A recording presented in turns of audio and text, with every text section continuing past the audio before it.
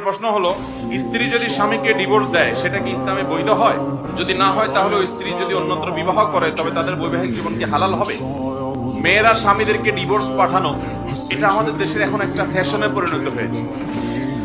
একটু চুন থেকে নুন খসলে দেখা যায় মহিলা তার স্বামীকে ডিভোর্স লেটার পাঠিয়ে দেয়। ঠিক কিনা বলেন? আত-তালাকু বির-রিজাল ওয়াল ইদ্দাতু বিন-নিসা। তালাক মূলত পুরুষরা দিবে, মহিলারা তালাক দিবে না। মহিলারা তালাক পতিত হওয়ার স্থান, পুরুষরা মূলত তালাক দিবে। এটা হলো ইসলামের বিধান। আপনি বলবেন মহিলাদেরকে কেন তালাকের পাওয়ার মৌলিকভাবে দেওয়া হয়নি? ভাইরা আমার, যত বিবাহ বিচ্ছেদের ঘটনা বাংলাদেশে ঘটে, আপনি এই সম্পর্কে যত জরিপ আছে, যত স্টাডি আছে, সেগুলো নিয়ে গবেষণা করেন, পড়ালেখা করেন, একটু অনলাইনে ঘাটাঘাটি করলে আপনি দেখতে পাবেন বেশিরভাগ বিবাহ বিচ্ছেদের আবেদন মহিলারা করে। আপনি বলবেন তারা নির্যাতিত, সেজন্য তারা করে। বুঝলাম তারা নির্যাতিত, কিন্তু একটা সংসারে সবকিছু ব্যাটে বলে শুরুতে হয় না, অনেক কিছু ছাড় দিয়ে তারপরে সংসার টেকাতে হয়, এরপর একটা পর্যায়ে সুখ শান্তি আসে। এর মানে এই না যে জুলুম হলে তার কোনো বাইর হওয়ার উপায় নেই। একজন নারী তিনি যদি জুলুমের শিকার হন, তিনি আদালতের শরণাপন্ন হয়ে বিবাহ ভাঙার উদ্যোগ নিতে পারেন আদালতের নির্দেশে, আইনি নির্দেশে। ঠিক একইভাবে আরেকটা উপায় আছে, সেটা হলো তালাকের তাফওয়িজ, যেটাকে অর্পিত তালাক বলা হয় আমাদের দেশের প্রচলিত আইনে। কাবিননামার সম্ভবত 17 নম্বর কলামে লেখা আছে, স্বামী যদি তার স্ত্রীকে ভরণ পোষণ না দেয়, জুলুম করে, শারীরিকভাবে মানসিকভাবে নির্যাতন করে, অমুক অমুক কাজ যদি করে, তাহলে সেক্ষেত্রে স্ত্রী নিজের প্রতি নিজে তালাক গ্রহণ করতে পারবে। এই কাবিননামাতে যদি স্বামী স্বাক্ষর করে, তাহলে স্ত্রীকে তালাকের পাওয়ার দেওয়া হলো।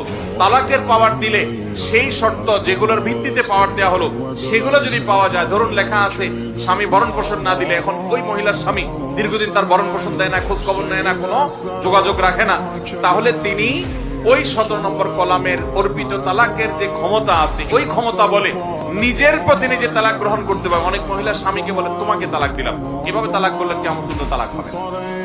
তাহলে এই জাতীয় তালাক মৌলিকভাবে হতে পারে কিভাবে আমরা সেটা বললাম, কিন্তু ইন্ডিভিজুয়াল ঘটনাগুলো অবশ্যই কোনো দারুল ইফতায় গিয়ে, কোনো মুফতিদের কাছে গিয়ে তারপরে জানতে হবে। কারণ তালাকের বিষয়টা শুধু সংক্ষেপে মুখে জানলে হবে, বিস্তারিত জানতে হবে। চুরি করা মহাপাপ, কিন্তু এখন একটা সব জায়গায় দেখা যায় মসজিদের টয়লেটে টিস্যু ব্যক্তিগত ইস্তেঞ্জা করে মসজিদে বসে পরে আবার নিজে ব্যক্তিগত কাজের জন্য টিস্যু বেশি করে পকেটে নিয়ে যাচ্ছে। তাহলে এটা কি চুরি হবে না? হ্যাঁ, এটা তো প্রশ্ন তো ভালো প্রশ্ন।